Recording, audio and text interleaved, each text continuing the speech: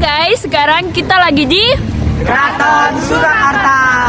Nah, abis ini kita bakal nge-review apa aja yang ada di Keraton Surakarta. Ikutin kita terus ya. Ya.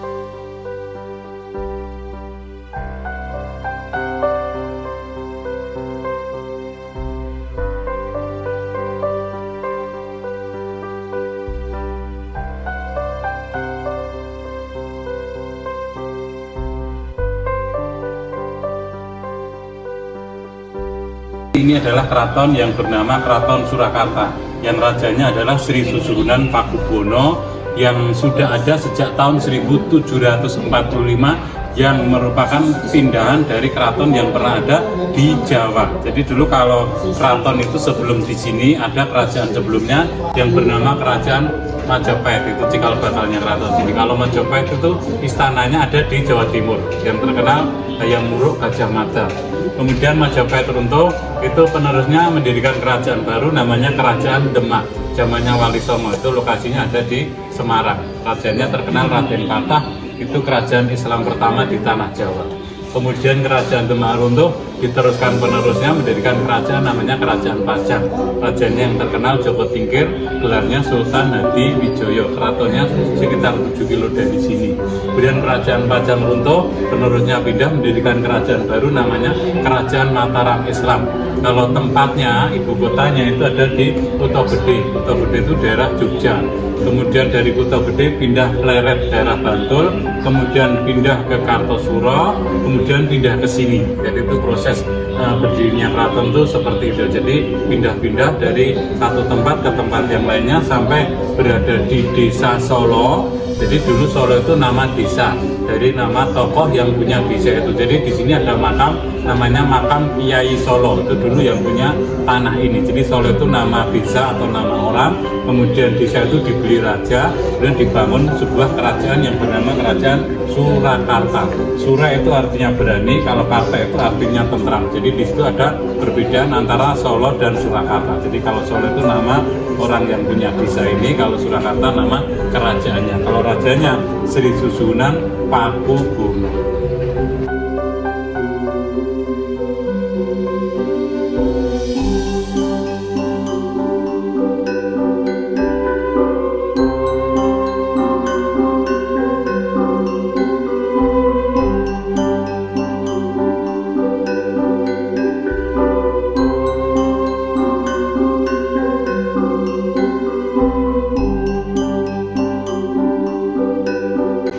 Saat memasuki area di dalam keraton, terdapat beberapa aturan berpakaian yang perlu dipatuhi.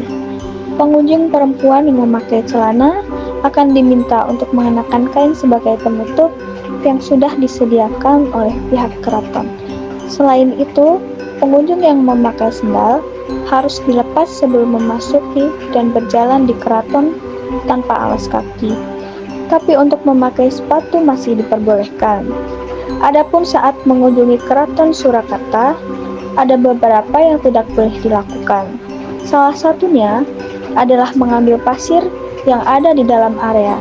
Hamparan pasir yang ada di area keraton ini merupakan pasir yang diambil dari pantai selatan. Tempat untuk pertemuan seperti itu gitu. Jadi ini dipakai untuk acara, kalau zaman dulu itu menghadap raja. Jadi kalau istilahnya menteri-menteri raja memberi laporan kepada raja itu di pendoponya ini.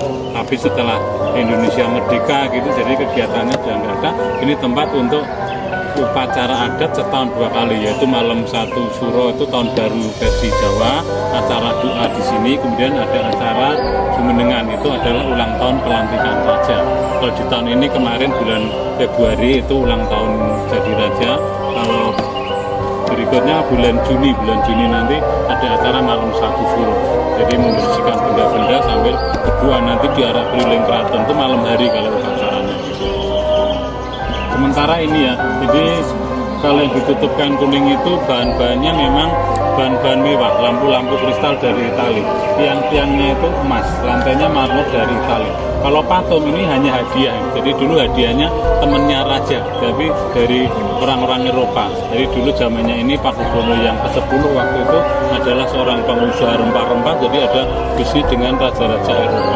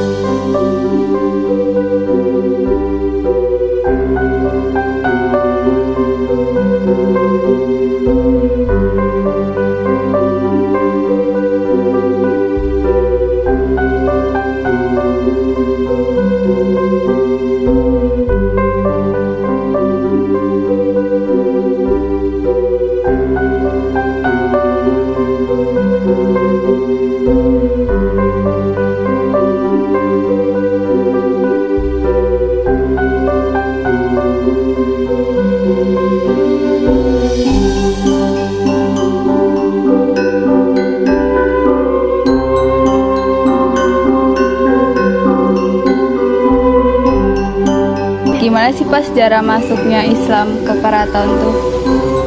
Jadi kerajaan itu kan sebenarnya memang secara turun-temurun berkaitan ya. Jadi kalau di masyarakat Jawa itu dulu tidak ada agama namanya kapitayan, kepercayaan. Kemudian agama Hindu datang sekitar tahun 700, tahun 800. Kemudian ada kerajaan Buddha tahun 800, 900. Kemudian baru Islam itu di tahun 1500-an itu di era kerajaan Demak, Wali Songo. Jadi di situ sudah mulai era kerajaan Islam. Jadi setelahnya itu termasuk sini kan keturunannya. Jadi setelah kerajaan Demak itu diteruskan kerajaan Pajang, itu sudah kerajaan-kerajaan Islam gitu. Jadi sebenarnya Islam sudah masuk sebelum Keraton Surakarta. Jadi Keraton Surakarta ini memang tinggal meneruskan dari ajaran yang sudah ada. Jadi setelah di sini tuh yang menjadi raja harus Islam, harus laki-laki. Gitu. Gimana respon masyarakat pas Islam masuk ke keraton ini? Kalau masyarakat terbuka ya, jadi ada yang sifatnya ya menerima gitu, seperti zamannya Wali Songo itu kan ada gamelan gitu untuk menyebarkan agama Islam, seperti gamelan Sekaten itu dibunyikannya setiap malam Nabi. Jadi kalau gamelan dibunyikan, nah itu masyarakat pada datang. Nah mereka datang untuk melihat gamelan itu, dan itu ada semacam ya pengajian itu loh. Jadi ada penyebaran agama Islam lewat gamelan itu. Jadi ada tausiah gitu di depan masjid, kemudian ada baca kalimat syahadat. Jadi namanya Sekaten itu dari kata ya syahadaten gitu. Terus ya banyak. Jadi setiap kegiatan-kegiatan budaya itu banyak keterkaitannya dengan kegiatan-kegiatan hari besar agama. Tapi diperingati dengan versi Jawa kayak gitu. Masuknya Islam tuh ada bikin perubahan adat istiadatnya, terus ya, sedikit-sedikit. budayanya. Jadi sedikit-sedikit itu masyarakat mulai merubah. Jadi setelah mengenal agama Islam, mereka juga belajar agama dan akan merubah adat-adatnya. Jadi sudah seperti intinya dari satu kegiatan itu sudah menggunakan doa Islam kayak gitu. Dipadukan gitu ya. Dipadukan. Terus ada nggak sih ritual atau upacara agama Islam yang masih dijalankan di keraton gitu? Ya kalau semua ada, jadi kegiatan-kegiatan keagamaan versi ya keraton itu semua berhubungan dengan kegiatan keagamaan Islam. Sholat, Jumatan.